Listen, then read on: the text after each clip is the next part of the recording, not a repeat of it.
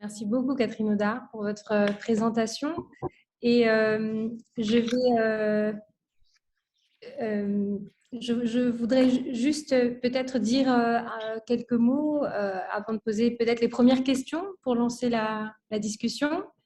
Et puis ensuite, je laisserai la parole à Benoît Hérault et à Fabrice Xil, et puis à d'autres qui le souhaiteraient. Si dans le public, vous voulez poser des questions, vous pouvez écrire sur le chat ou lever la main, évidemment. Et je voulais également préciser juste que l'enregistrement audio sera disponible dans quelques jours sur le site de l'Espace Éthique pour ceux qui sont obligés de nous quitter en cours de route. Alors, merci beaucoup, Catherine Audard, pour votre présentation qui est vraiment très, très stimulante et qui s'inscrit à de nombreux égards dans les questionnements qui sont les nôtres ici. Et je voudrais peut-être juste un petit peu rebondir sur le cadre général que vous nous avez exposé pour vous poser deux questions. La première, c'est par rapport finalement à ce constat d'un changement de paradigme qui serait en train de se produire sous nos yeux aujourd'hui et qui, comme vous l'avez bien expliqué, concerne la conception même de l'action sociale. On assisterait aujourd'hui, d'une certaine façon, à la transformation profonde de l'État social dans la mesure où celui-ci ne se réduirait plus uniquement à des fonctions de protection et d'assistance, mais par un nouveau rôle dans l'accompagnement des individus. Et vous caractérisez ce passage comme un passage d'une logique de l'assistance à une logique de la capacitation, ou comme on dit en anglais, de l'empowerment.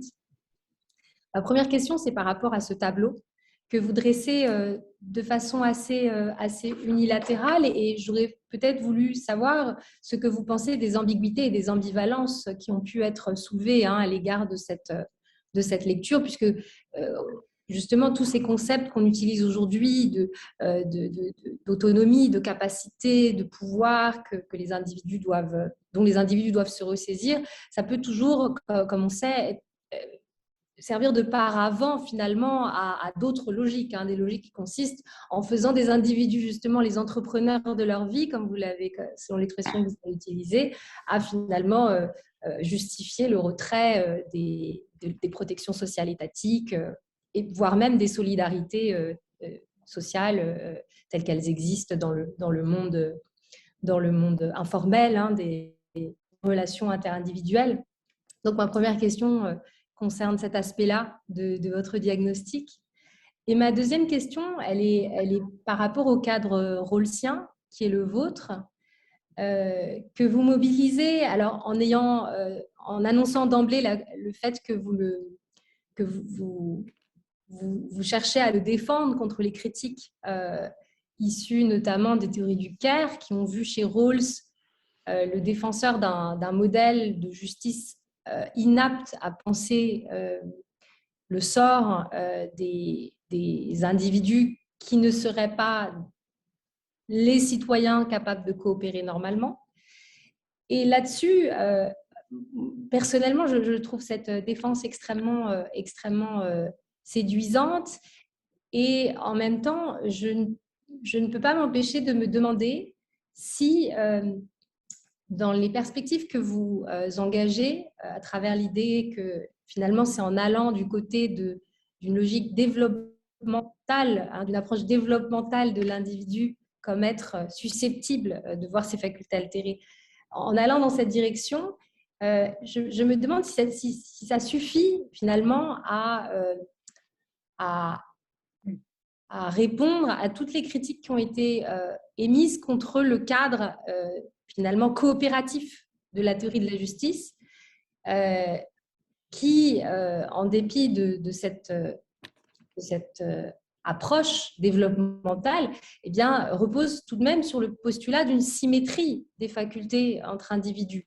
Et d'ailleurs, le passage que vous citiez de Rawls, c'est « nous avons besoin des autres comme de partenaires ». Et ma question, ce serait ça, c'est-à-dire, est-ce qu'il n'y aurait pas un intérêt à articuler à ce cadre coopératif un autre paradigme ou un autre cadre d'appréhension des rapports entre individus, et qui serait un cadre en fait que cherchent à penser les théories du care, à savoir penser les rapports de dépendance et pas uniquement de coopération. Alors, voilà, c'était mes deux questions. Merci beaucoup. Deux questions excellentes, bien sûr. Alors, comme vous avez vu, j'ai essayé de montrer les dangers potentiels de cette approche de l'individu capable. Alors, d'abord, une remarque. Là, je ne dirais pas du tout qu'il s'agit de remplacer l'État-providence comme assistance par un État émancipateur. Les choses sont beaucoup plus compliquées que ça, parce que l'État social comprend toutes sortes d'autres choses que simplement l'assistance et l'aide dans les cas d'urgence, des cas difficiles, chômage, maladie, etc.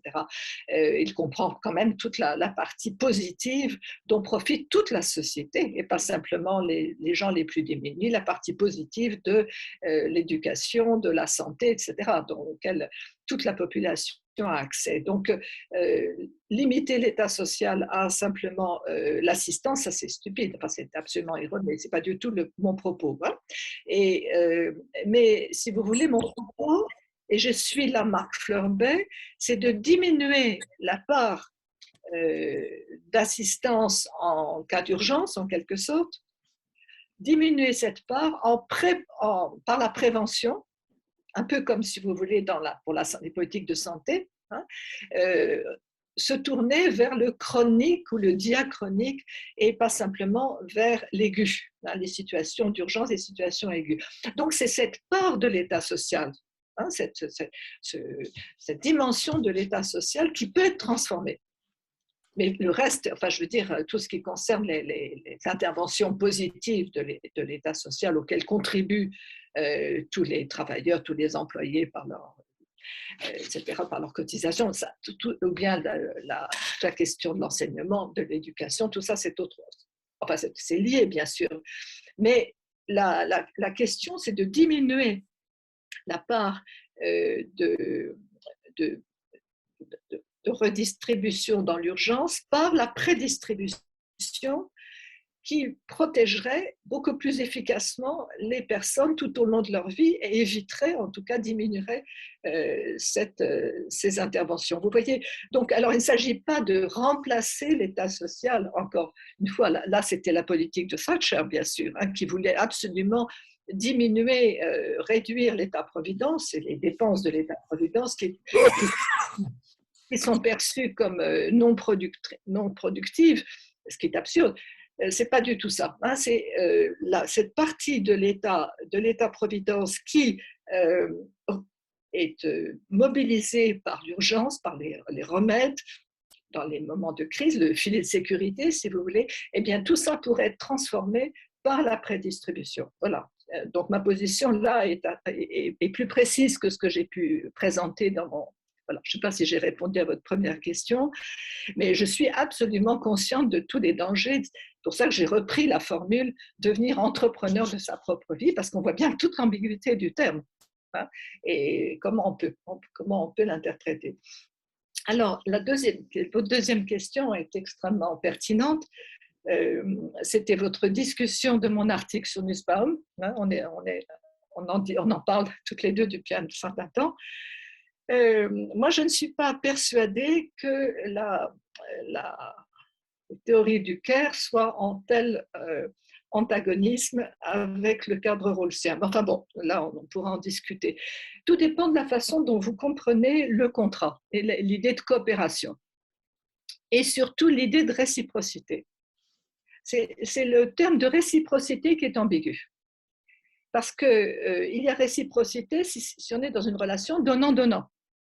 Je vous donne quelque chose, vous me donnez quelque chose. Et effectivement, c'est une relation qui exclut ceux qui ne peuvent pas donner, qui ne peuvent pas coopérer, qui ne sont pas productifs. Bon. Alors, compris comme cela, le cadre rawlsien exclut bien sûr les théories du care, mais je ne crois pas que ce soit correct. Ce que je dirais, c'est que la réciprocité, la justice comme réciprocité, c'est pas simplement une réciprocité à l'égard des autres, mais à l'égard de soi-même. C'est-à-dire que je sais que je peux perdre, je sais que je peux être perdant, je sais que je suis vulnérable. Et donc, si vous voulez, j'intègre cette possibilité vis-à-vis de moi-même, vis-à-vis des autres. Voyez l'idée, hein. Donc, et le care, c'est prendre soin de soi, justement, hein. Et c'est donc réaliser que l'on peut être vulnérable et que les autres peuvent être vulnérables. Donc, si vous comprenez la réciprocité comme la prise en compte de ce que nous-mêmes nous pouvons devenir dans le temps et ce que les autres peuvent devenir, alors là, les choses changent. Et je pense, il y a un article très intéressant que Samuel Scheffler, qui est un disciple de Rawls américain, a écrit dans le Boston Review récemment, qui s'appelle le Trump à l'épreuve, ou Rawls à l'épreuve de Trump. Et il dit que finalement, ce qui s'est passé aux États-Unis, et les horreurs auxquelles on assiste, si vous voulez, en termes de justice sociale et de défense de la démocratie, etc., de dégradation des institutions, vient de ce que le principe de réciprocité n'a absolument pas été admis, c'est-à-dire que les citoyens ne se sentent pas dans une situation de réciprocité les uns par rapport aux autres, que le sort des uns ne concerne absolument pas les autres. Donc il n'y a pas cette relation ni vis-à-vis de soi-même, ni vis-à-vis des autres. Et c'est le déficit de réciprocité plutôt que le principe du contrat qui est à l'épreuve. Enfin, ceci dit, vous pouvez toujours comprendre le contrat social comme un engagement vis-à-vis de soi-même et vis-à-vis des autres, à savoir qu'on est tous sur le même bateau. L'idée de solidarité qui est à l'arrière-plan. Mais je suis bien d'accord que le terme de réciprocité et celui de logique de coopération est ambigu, pose des problèmes si vous l'interprétez en termes quantitatifs de donnant-donnant. Moi, je l'interprète en termes de accident et vulnérabilité possible. Mais bon, le débat, on ne va pas conclure le débat aujourd'hui, certainement pas. Merci beaucoup. Merci beaucoup, Madame Audard. Alors, Fabrice ou Benoît, vous voulez prendre la parole ou sinon on commence d'abord par… Oui, je veux bien. Oui. Ouais. On a bien noté qu'il y a des demandes de prise de parole, on les a notées. On va suivre notre petite routine de séminaire qui est que les organisateurs et les animateurs commencent par quelques questions et puis on vous donnera bien sûr la parole. Merci beaucoup Madame Audard pour cet exposé. Si j'ai bien compris, vous mobilisez les ressources d'une lecture très fine et très précise à la fois de John Stuart Mill et de Rawls, en se décalant un peu des analyses de Bentham pour réintroduire de l'historicité des êtres en développement et ce faisant essayer de répondre à certaines critiques qui ont pu être faites par les éthiques du Caire d'une part, puis par certaines conceptions relationnelles de l'autonomie, parce que j'ai bien entendu, si je vous ai bien compris, ce que en insistant sur la dimension dynamique, historique, relationnelle, et l'individualisation et la socialisation, voilà, c'est une façon de dire que ces éléments-là sont déjà présents, au moins dans certaines formes de ces pensées. Alors moi, j'ai deux questions peut-être qui déroulent plus précisément de votre exposé. La première, elle porte sur ce que vous avez dit au tout début et sur le modèle de Montréal, sur cette insistance à considérer les patients dans ce système comme, ou à faire l'hypothèse de leur capacité dans tout un tas de domaines, à la fois pour leur propre prise en charge, c'est-à-dire qu'ils jouent un rôle actif dans leur prise en charge, dans la formation des professionnels de santé, dans la recherche, ce qui pour nous fait écho avec ce qu'on pourrait appeler très rapidement la démocratie sanitaire ou la démocratie en santé, mais en un sens très large et très original, bien sûr. Ma question, elle porte un peu sur le considérer comme et faire l'hypothèse du patient capable. J'ai l'impression que si on radicalise trop cette position, qui est bien sûr une façon de reconnaître les pouvoirs, les droits, les libertés des patients ou des personnes soignées, est-ce qu'en considérant comme ou en faisant l'hypothèse de la capacité, on risque pas parfois de passer à côté du fait que pour exercer ces capacités, nous pouvons avoir besoin de soutien. est-ce que l'hypothèse de la capacité, pour être plus clair peut-être, ne conduit pas parfois à être aveugle à certains besoins ou à certaines attentes pour exercer ces capacités? Et ma deuxième question, elle porte peut-être sur la fin de votre exposé, parce que finalement, au début, avec le modèle de Montréal, je trouve que vous parlez du champ de la santé et de malades, et qu'à la fin, en parlant d'intervention et d'action sociale et de pauvreté, vous nous emmenez sur une autre forme de vulnérabilité.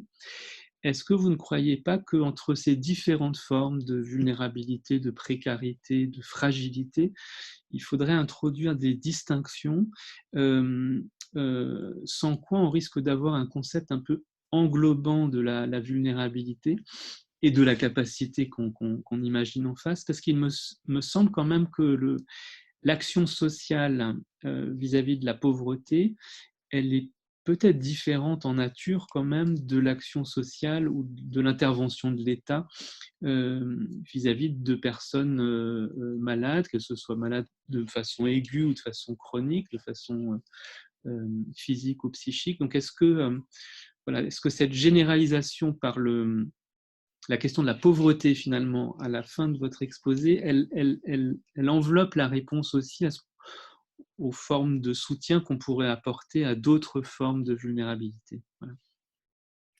Merci beaucoup pour vos deux questions excellentes. Alors, la première question, est-ce qu'on ne se fait pas des illusions sur les capacités des malades, des patients, à prendre en charge ce statut de sachant, d'intervenant, de patient capable, etc. Alors, tout à fait, je reconnais, enfin, je développe d'ailleurs dans mon livre pas mal de choses sur l'éthique de l'accompagnement. C'est-à-dire que sans cesse, il faut bien voir que l'intervention et le développement des capacités supposent souvent l'accompagnement. Et ça, c'est un volet essentiel de ce nouveau paradigme. L'accompagnement, par exemple, dans le cas, excusez-moi, dans le cas de la dotation initiale, il est bien évident que donner un capital aussi considérable de 2 500 € par exemple à un jeune au début de sa vie, même dans 20 ans ou plus, ce n'est pas quelque chose qu'on doit laisser au seul jugement de l'individu, et qu'il y a là la nécessité de l'accompagnement. D'ailleurs, dans son livre, Bruce Ackerman, The Stakeholder Society, son livre La société des ayants droit, développe bien cette idée que c'est quelque chose dont on est co-responsable, c'est-à-dire que l'État social, si vous voulez, doit développer des stratégies de co-responsabilité, hein, et surtout pas laisser seuls les jeunes, par exemple, gérer leur patrimoine auquel ils auraient droit en tant que citoyens, etc. Être citoyen, c'est faire partie d'une communauté. Donc, il y a une co-responsabilité. Mais ça c'est une notion centrale dans mon livre, la notion de co-responsabilité. Ne pas s'imaginer que l'individu tout seul est capable de prendre toutes les bonnes décisions, etc. C'est absurde.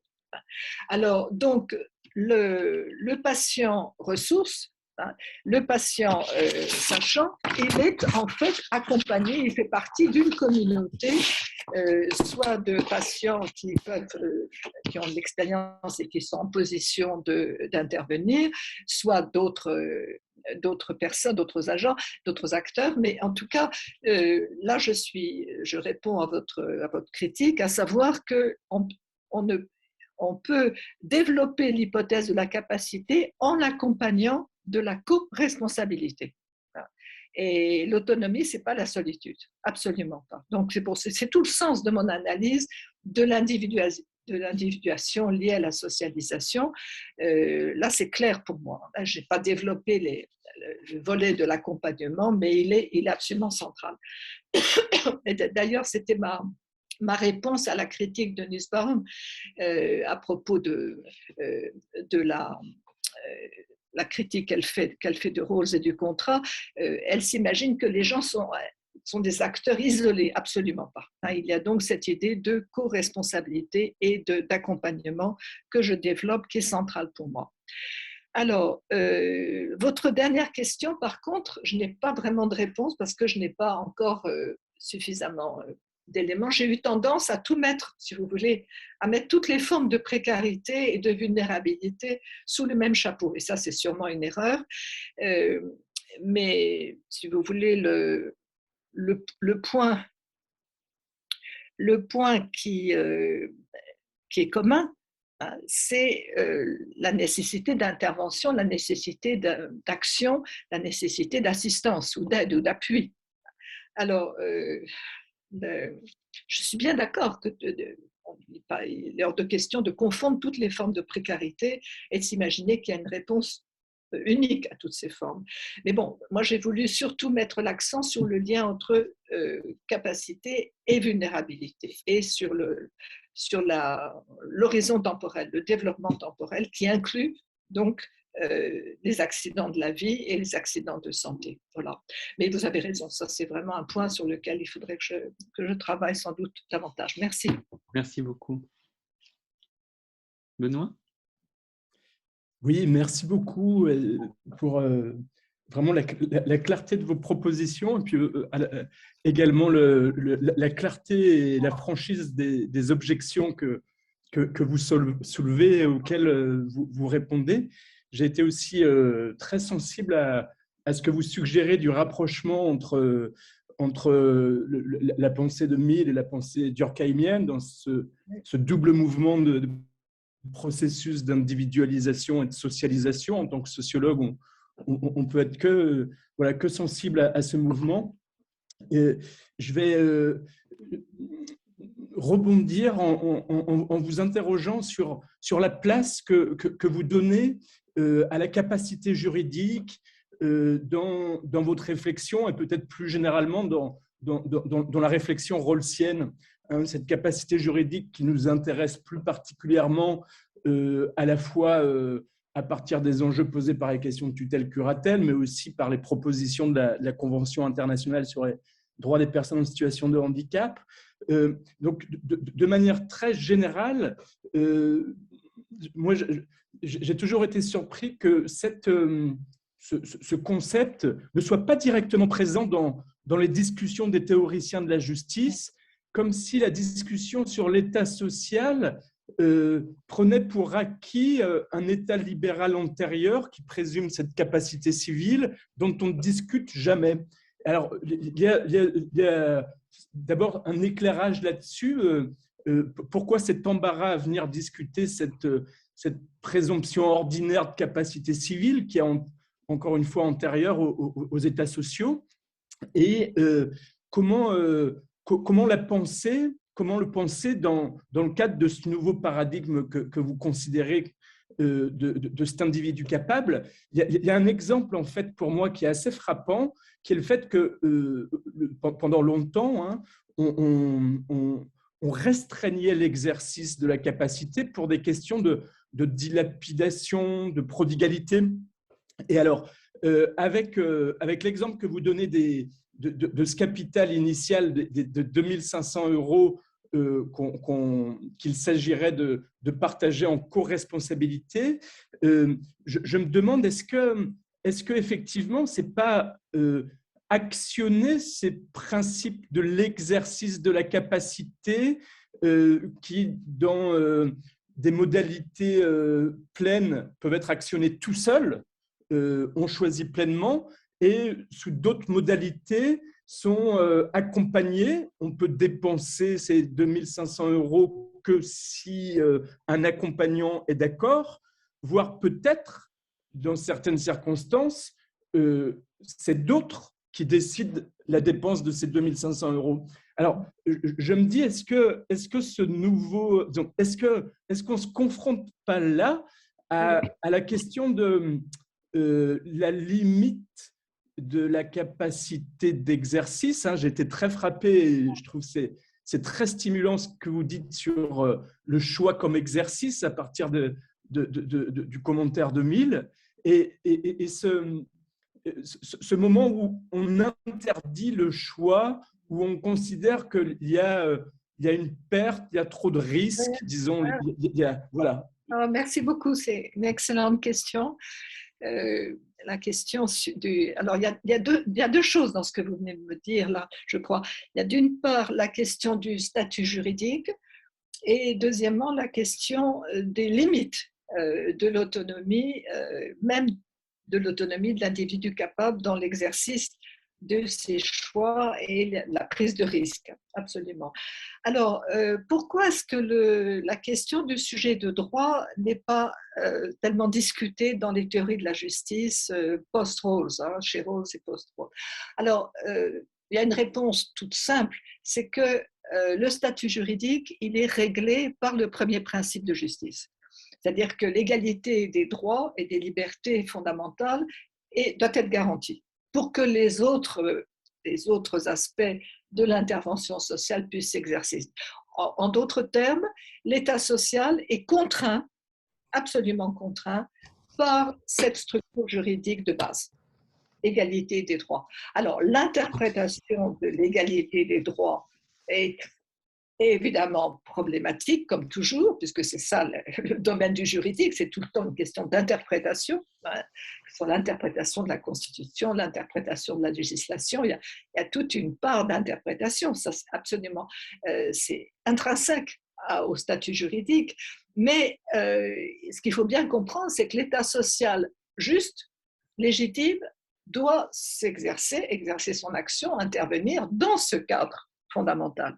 Alors que ce cadre fondamental soit sans arrêt problématisé, en particulier les cas de curatelle, de tutelle, etc. Enfin bon, tous les débats bien connus, mais je crois que dans l'esprit des théories de la justice sociale, c'est absolument c'est quelque chose, c'est indiscutable.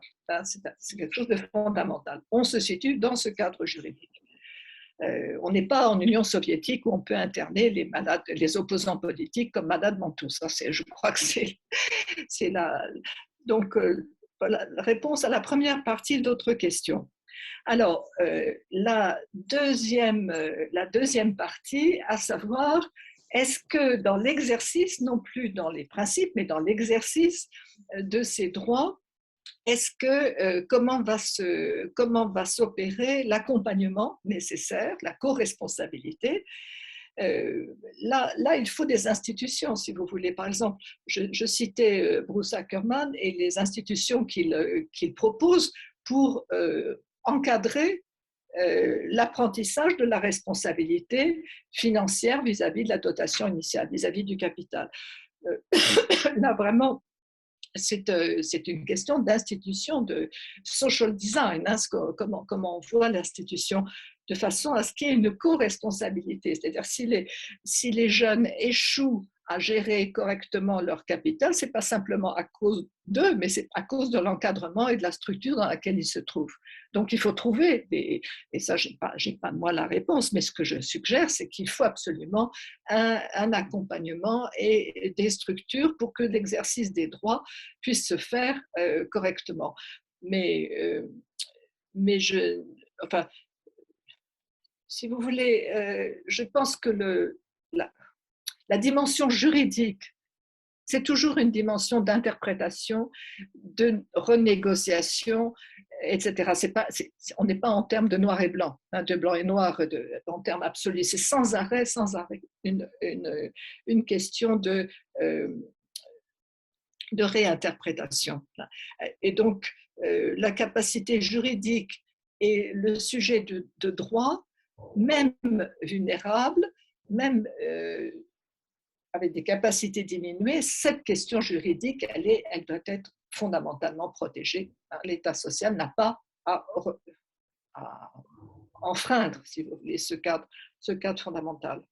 Je ne sais pas si j'ai répondu correctement à votre question, qui est immense, hein, parce que l'articulation du juridique et du social ou politique, c'est extrêmement complexe. Mais moi, je vois toujours le juridique, la dimension juridique, comme une dimension d'interprétation. Et quand même, pour le plaisir de vous écouter, sur cette question de pas seulement accompagner, mais à un moment donné, il Encadré. faut limiter, voire, comme on disait autrefois, interdire pour… voilà.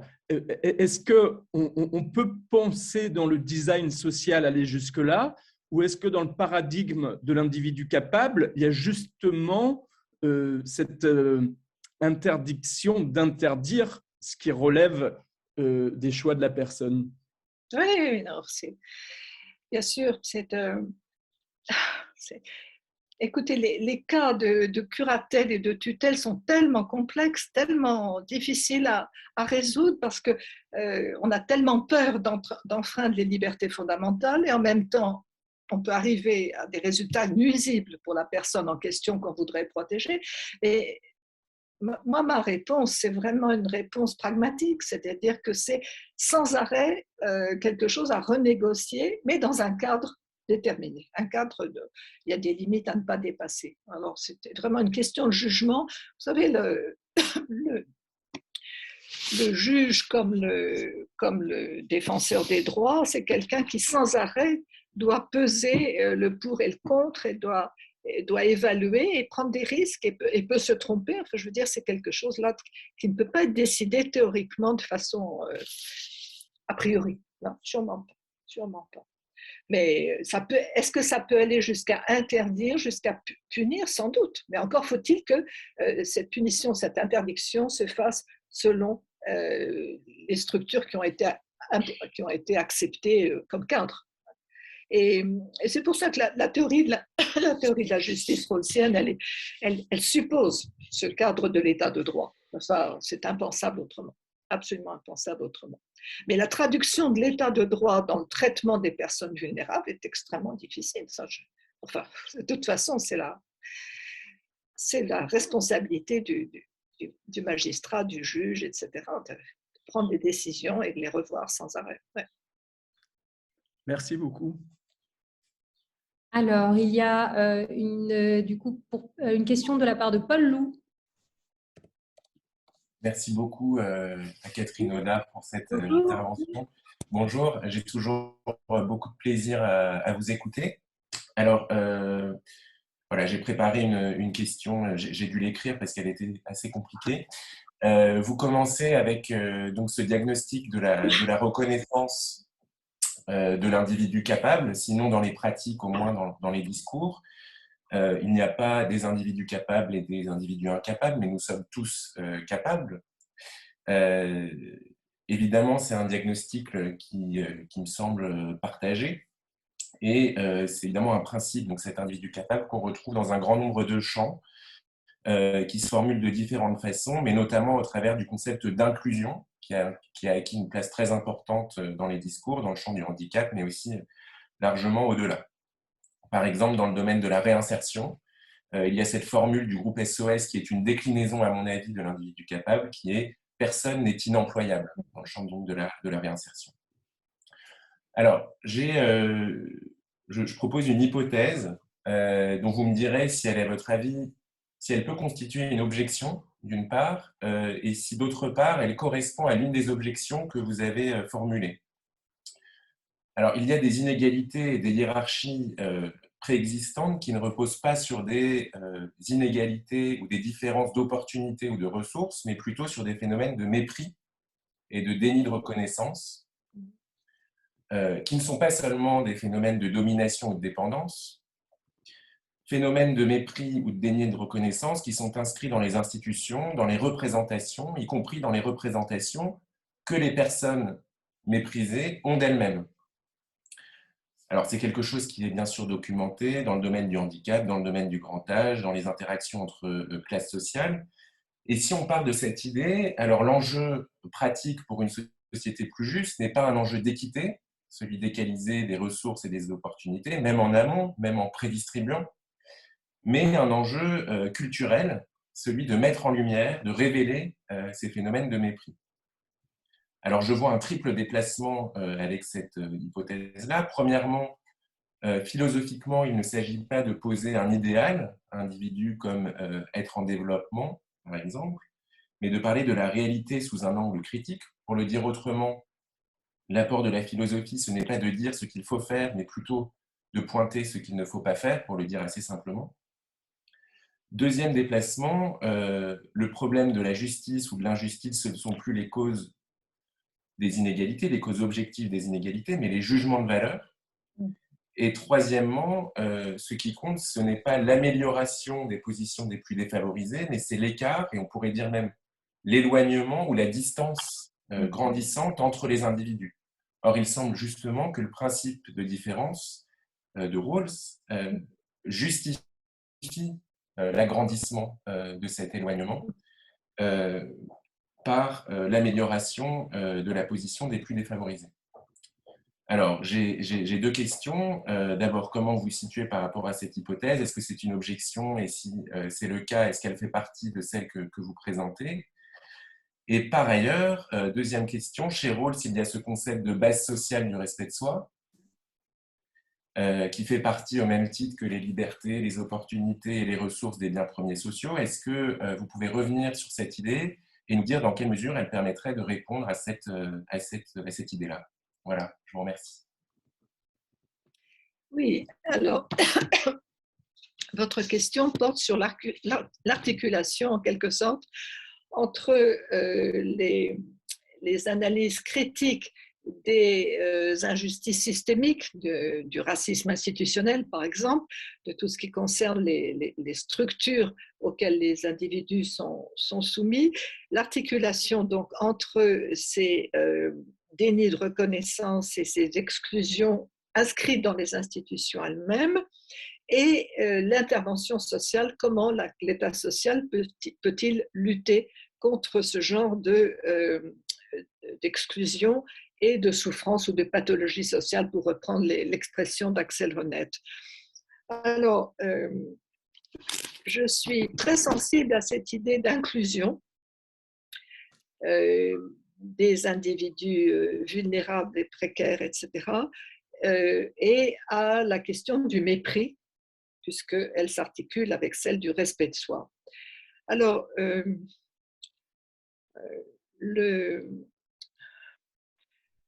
c'est difficile de vous répondre comme ça très rapidement, parce que ça demanderait des analyses assez précises et assez complexes. Mais je travaille pas mal sur la question de l'institution et comment l'État social, l'État-providence fonctionne sur la base du mépris, sur la base de la condamnation, de l'exclusion. Par exemple, j'ai mentionné très rapidement tout à l'heure la question tellement douloureuse de l'incitation des chômeurs de longue durée à retourner au travail. Vous savez, c'est une politique qui s'est développée depuis une vingtaine d'années pour empêcher les abus, entre guillemets, des allocations chômage et des chômeurs de longue durée. Alors, c'est une question extrêmement douloureuse, parce que, en fait, le paradigme de l'individu capable consisterait à condamner les chômeurs de longue durée qui ne veulent pas retourner au travail ou qui ne veulent pas accepter n'importe quel travail, etc. Donc ça, c'est une question que je traite dans mon livre, que j'examine assez longuement. Et il est certain que l'État social tel qu'il fonctionne est chargé de mépris, chargé de condamnation, chargé de jugement de valeur qui ne sont jamais mis en évidence, qui ne sont jamais discutés. Et ça, c'est un point extrêmement difficile. Vraiment, là, j'ai travaillé, enfin, j'ai regardé pas mal de choses sur cette question du mépris véhiculé par l'institution. Et peut-être de façon un peu idéaliste, je me suis dit que imposer le paradigme de l'individu capable obligera l'État administratif, l'État social administratif à changer. Mais est-ce que c'est possible? Voilà. Donc c'est une très bonne question que vous me posez là, mais j'y ai réfléchi, si vous voulez. C'est quelque chose qui me préoccupe, parce que l'État social, en tant qu'institution, est chargé effectivement de mépris, de discrimination et d'exclusion, que ce soit raciste, que ce soit misogyne, etc. C'est évident. Alors, donc, comment fonctionner, comment créer de la justice sociale avec un État qui est tellement travaillé par ces valeurs qui sont le contraire même du paradigme de l'individu capable. Hein. Voilà. Alors, vous avez tout à fait raison, c'est un vrai problème, cet enjeu de la reconnaissance et cet enjeu du système, des injustices systémiques et pas simplement portées par les individus. Alors, par contre, la question du principe de différence, là, vous savez, c'est une question extrêmement polémique. Je ne suis pas sûre de vous suivre parce que si vous comprenez le principe de différence, c'est-à-dire la nécessité d'améliorer le sort des plus défavorisés grâce aux incitations que reçoivent les plus favorisés, si vous le comprenez en termes de ressources ou en termes classiques, si vous voulez, d'utilité, hein, ça perd son sens. Le vrai sens du principe de différence, c'est de garantir que les opportunités, et pas simplement les ressources, mais les opportunités des plus défavorisés sont améliorées. Donc, c'est pas si vous voulez, souvent on présente une caricature du principe de différence en disant quelqu'un de très bien payé qui gagnerait $1000 de plus, si ça augmente de $5 la situation du plus défavorisé, ça va absolument pas. C'est complètement erroné comme interprétation du principe de différence, ça n'a aucun sens. Par contre, si vous l'interprétez en possibilité de développement, en opportunité, là, ça prend tout son sens et on voit très bien de quoi il s'agit. Mais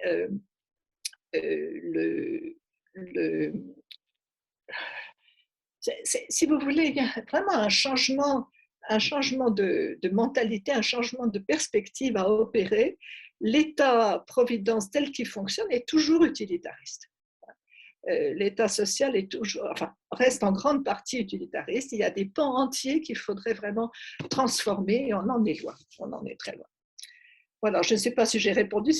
Vos questions sont très intéressantes, mais si vous voulez, je demanderai des analyses beaucoup plus fines que ce que je peux proposer tout de suite, bien sûr. Merci beaucoup. Merci. Oui, je pense que vous avez bien.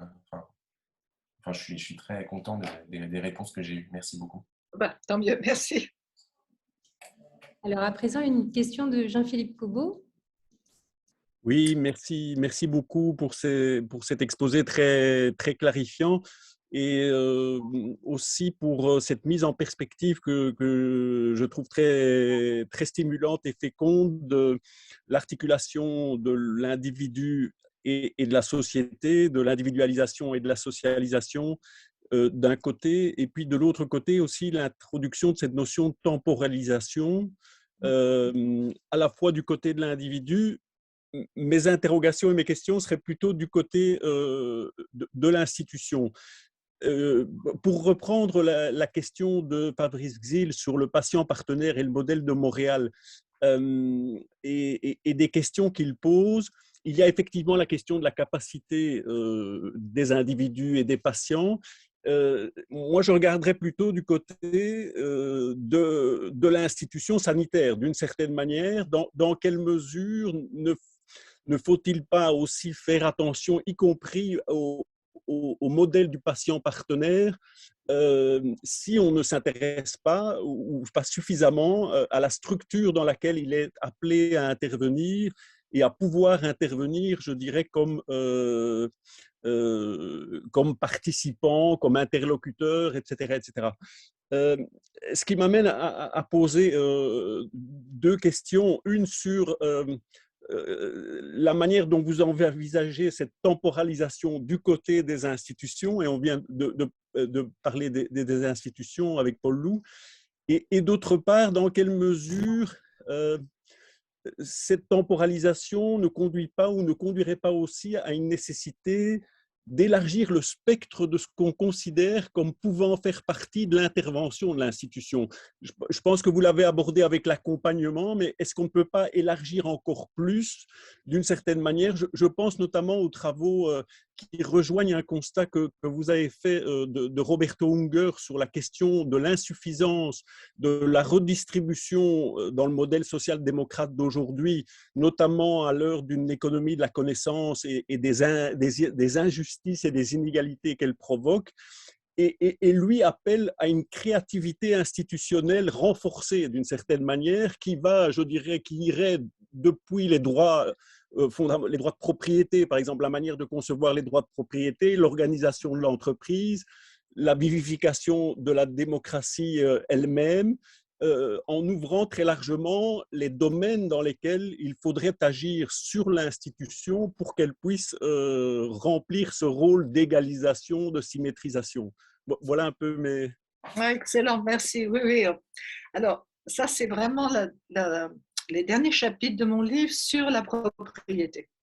Alors, je travaille beaucoup sur une autre approche de la propriété privée qui ne soit pas, enfin, en termes de propriété exclusive, etc. Donc là, il y a beaucoup d'inventivité, de créativité, comme vous disiez, sur les modèles de propriété privée.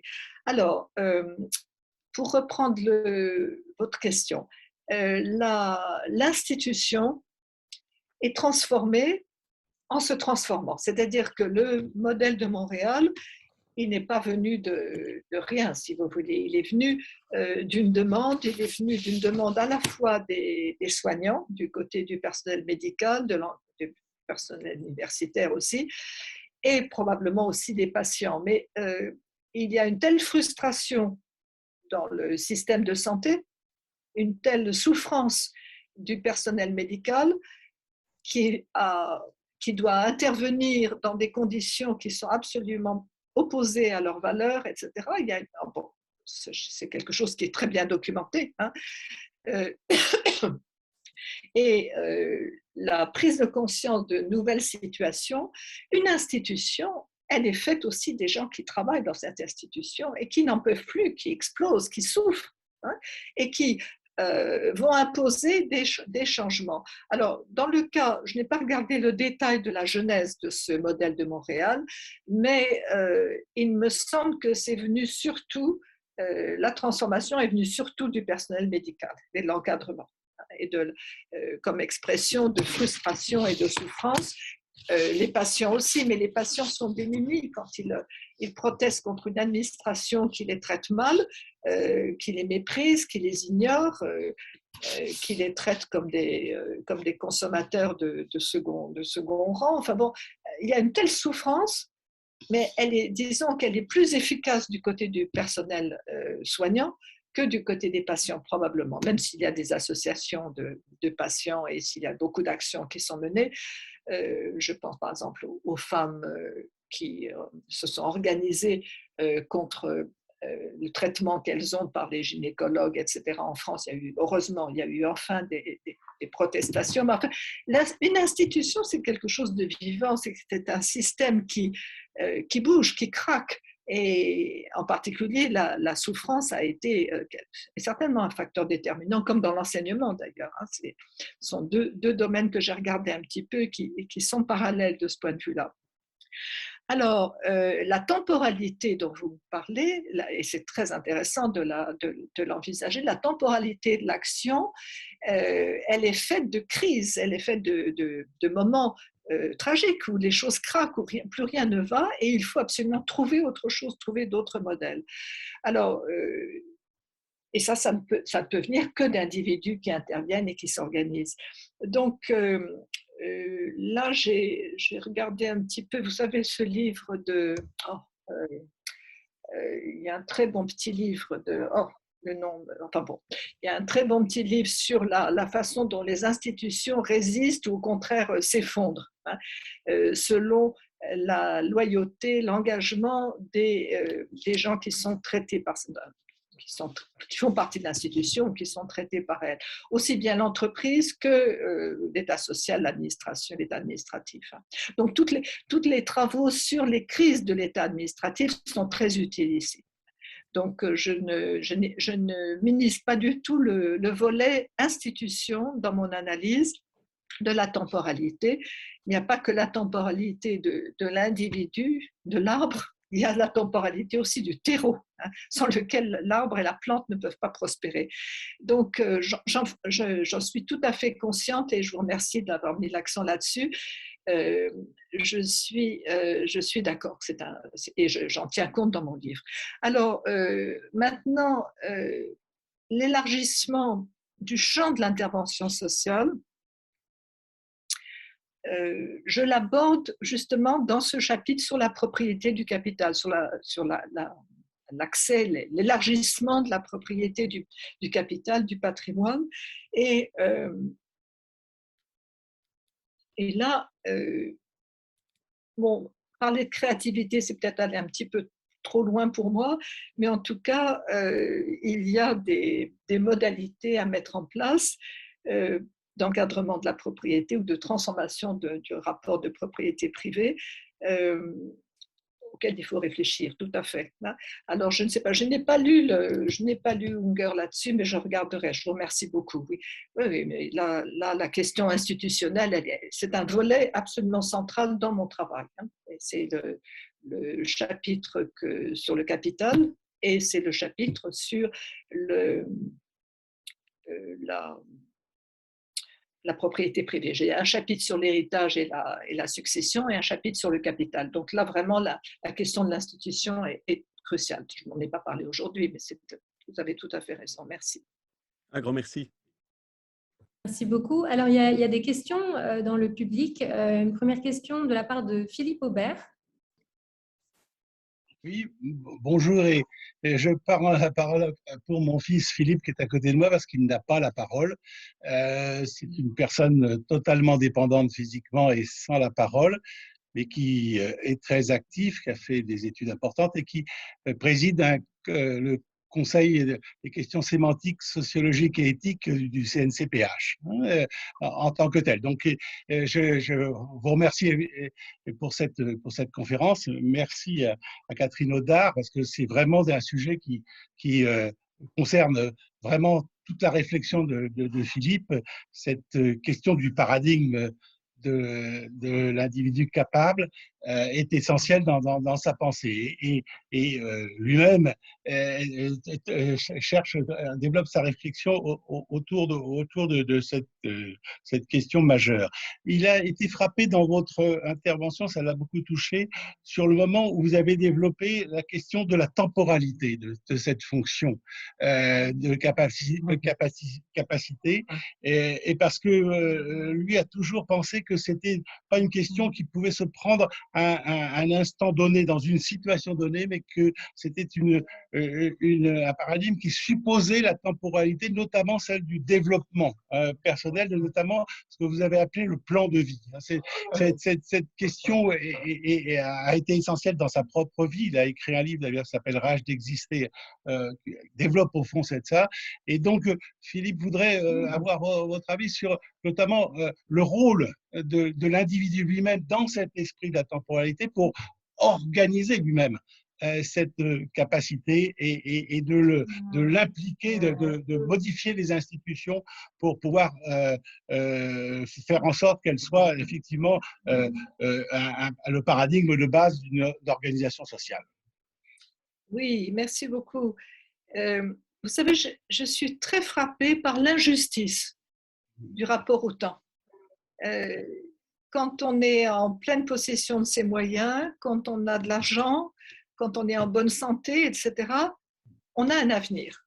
Et on peut sans arrêt faire des projets et envisager son développement. Au contraire, l'injustice de la pauvreté, c'est le fait d'être obligé de vivre dans le précaire, de jour au jour. Enfin, et ça, c'est une injustice absolument insupportable. D'ailleurs, c'est ce qui m'a motivée pour écrire mon livre, si vous voulez. C'est de réaliser à quel point nous sommes inégaux par rapport au temps. Comment la plus grande partie des gens dans les sociétés développées, prospères, etc., s'imaginent que l'avenir va continuer tranquillement. La pandémie a été une bonne expérience de ce point de vue-là. Je crois que ça a pris une leçon à ceux d'entre nous qui ne se rendaient pas compte à quel point le temps est source de précarité et source de de contingence, etc. Nous vivons dans une illusion de surpuissance et de domination de l'avenir, etc. Épouvantable. Et là, je crois que... Mais si vous voulez, c'est cette relation de la temporalité et du pouvoir, agency, de la capacitation, vous traduisez, je ne sais pas comment on traduit agency en français, j'ai beaucoup de mal, mais ou empowerment. Cette inégalité par rapport au temps, pour moi, est cruciale. Et je définis vraiment l'injustice de la pauvreté par ce rapport au temps. Je me souviens, en Angleterre, au Royaume-Uni, on a institué ce qu'on appelle Universal Credit, c'est-à-dire une allocation qui regroupe toutes sortes de benefits ensemble en une seule fois, en pensant être ainsi plus efficace, etc.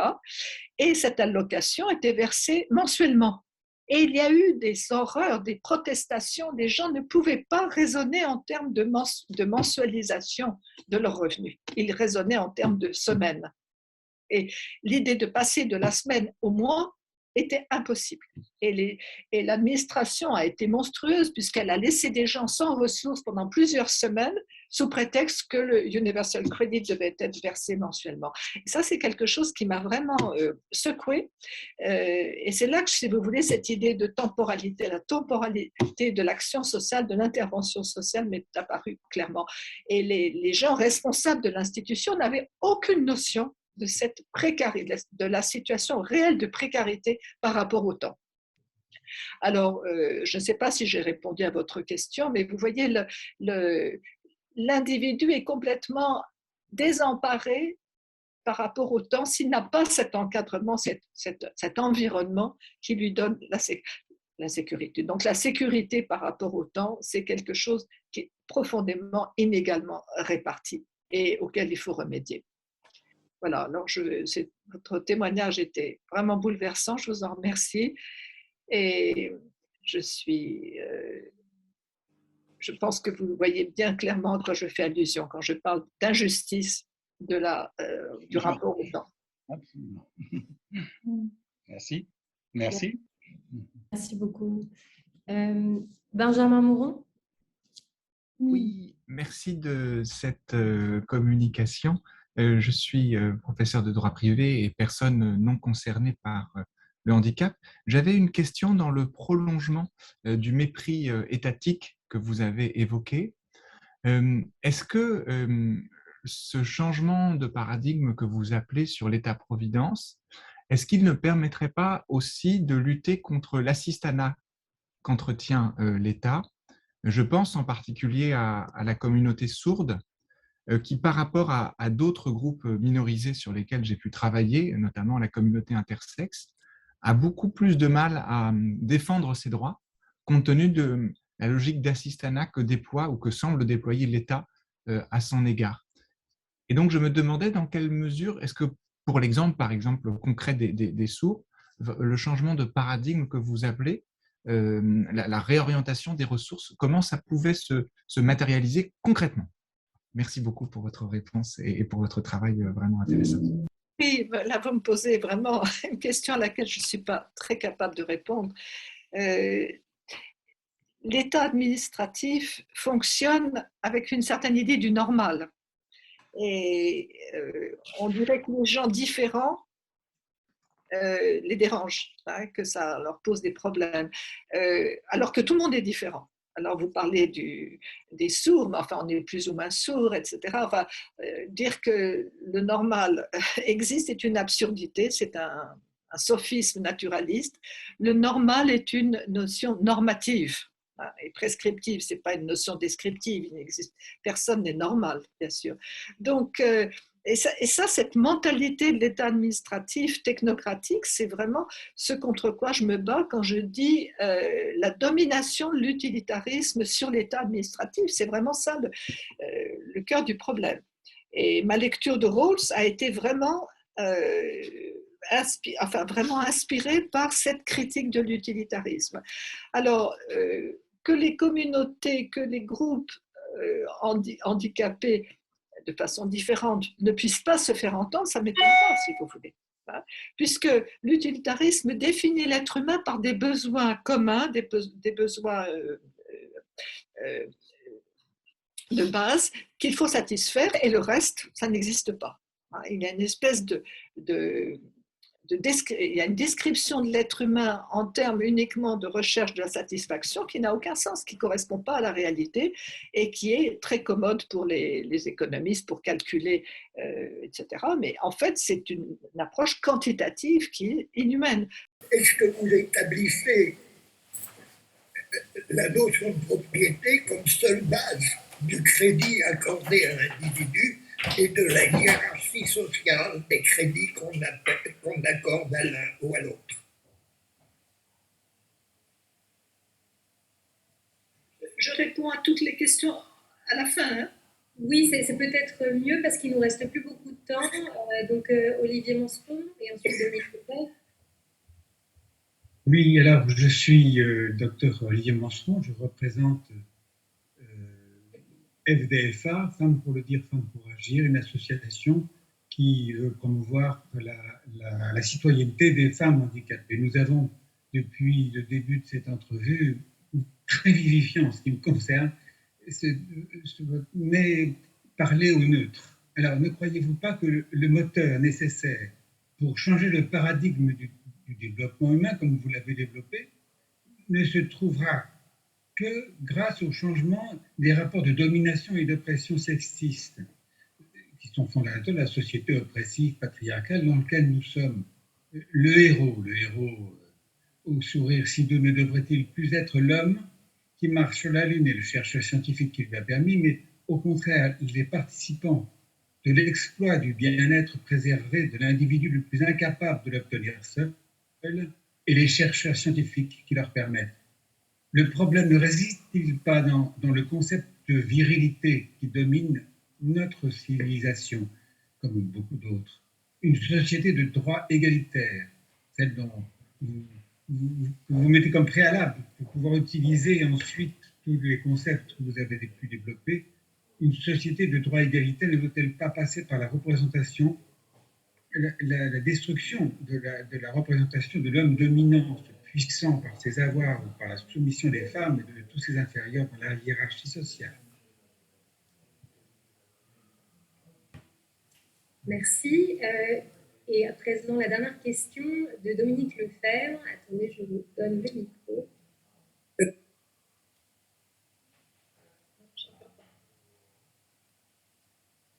Ok, ça va. Ok. Donc, et je suis surtout militante experte, chercheuse de terrain dans des groupes d'autosupport. Et récemment, dans un collectif pour l'habitat inclusif, la direction générale de la cohésion sociale dans le cadre de l'économie sociale et solidaire en France accorde une aide à la vie partagée pour des personnes de plus de 65 ans. Donc, on a élargi ce qui se passait dans le champ du handicap vers le champ de la vieillesse pour justement porter des valeurs du vivre ensemble autrement et envisager autrement de vieillir ensemble. Et donc, dans ce champ de la loi Elan, qui est donc sur l'habitat inclusif, il y a des évolutions qui sont au niveau de l'application des pouvoirs publics, il semble. Alors, c'est un socle. Moi, ce que je me rends compte dans les groupes d'autosupport, en particulier celui dans lequel je suis, à Grey Pride, pour les seniors LGBT, c'est qu'il y a des choses qui ne sont pas négociables. Donc, il y a des valeurs, on les porte, mais surtout, il faut les faire vivre, faire vivre ces valeurs. Et ça, pour moi, ça semble fondamental dans ce que j'ai pu entendre, et je vous en remercie, de ce qui est vivifiant, de justement de ce qui est en train de s'amorcer. Mais cette AVP, cette aide à la vie partagée, n'est pas évidente du tout, parce que même si on accorde 10 000 € par personne de plus de 65 ans prête à vivre avec d'autres personnes dans un habitat inclusif, eh bien, c'est pas évident d'organiser un projet qui soit hors de l'urgence, qui soit quelque chose qui puisse être dans une anticipation d'un vivre ensemble autrement. Voilà, alors c'est une question tout en étant une réflexion d'anticipation dans le futur. Merci. Oui, merci beaucoup. Voilà, donc Madame Baudard, on vous laisse réagir à ces... J'ai un peu de mal à répondre parce que toutes ces questions portent sur des situations plus précises, si vous voulez, qui vont nourrir ma réflexion. C'est-à-dire que je vais essayer d'inclure ce que vous venez de suggérer. mais je n'ai pas de réponse vraiment à vous donner tout de suite. Alors, sur la propriété privée, il y a énormément de choses à dire. Ce n'était pas mon propos aujourd'hui, mais je retiens ce que vous me dites, à savoir que l'autonomie individuelle et la façon d'envisager l'individu capable doit conduire à transformer ce qu'on entend par propriété privée. Là, je suis d'accord, c'est mon chapitre sur la propriété privée et la nature du capital en question. Donc ça, c'est très, très important pour moi, mais je ne suis pas en mesure de vous donner une réponse sur ma définition de la propriété pour le moment. Alors, sur le sexisme, disons que je suis un peu réticente parce qu'il me semble que identifier tous les hommes du côté des dominants et toutes les femmes du côté des dominés est faux. C'est vraiment le genre de généralisation auquel je m'oppose. Et les choses sont pour moi beaucoup plus complexes que simplement la division entre les genres. Et que les femmes soient dominées, bien sûr, mais pas toutes les femmes, certainement pas. Et donc la situation est beaucoup plus complexe. Alors, c'est pas une question intérêt sur lequel je m'engage définitivement, mais je reconnais absolument, bien sûr, l'horizon de la justice. Quand j'ai analysé l'État administratif, c'est évident que l'État administratif est porteur de valeurs paternalistes, et j'ai employé le terme de paternalisme dans la relation patient-malade, donc je crois que là, on est d'accord, mais ça n'est peut-être pas aussi central pour moi que pour vous. Alors, j'étais très intéressée par l'intervention sur le vieillissement, parce que c'est évidemment un volet de mon analyse, et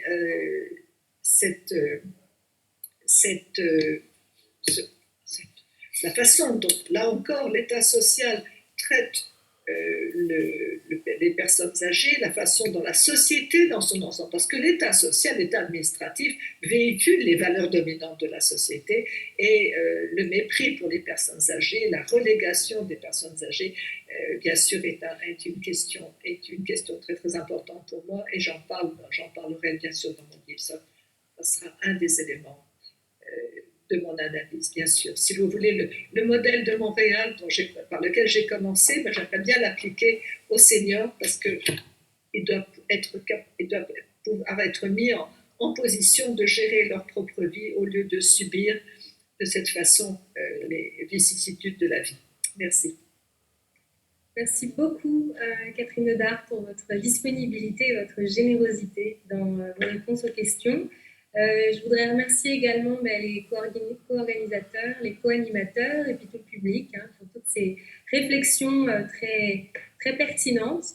Je voudrais juste, avant qu'on se quitte, vous rappeler qu'il y aura un enregistrement audio de la séance qui sera bientôt disponible sur le site de l'Espace Éthique.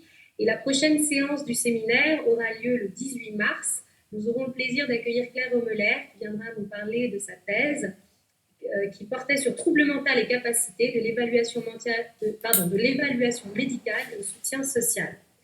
Voilà. Alors, merci à tout le monde. Merci encore une fois à Catherine Nedard et on va peut-être s'arrêter là. Merci beaucoup. Au revoir. À tout le monde. Au revoir le mois prochain. Et merci. Merci à tout le monde.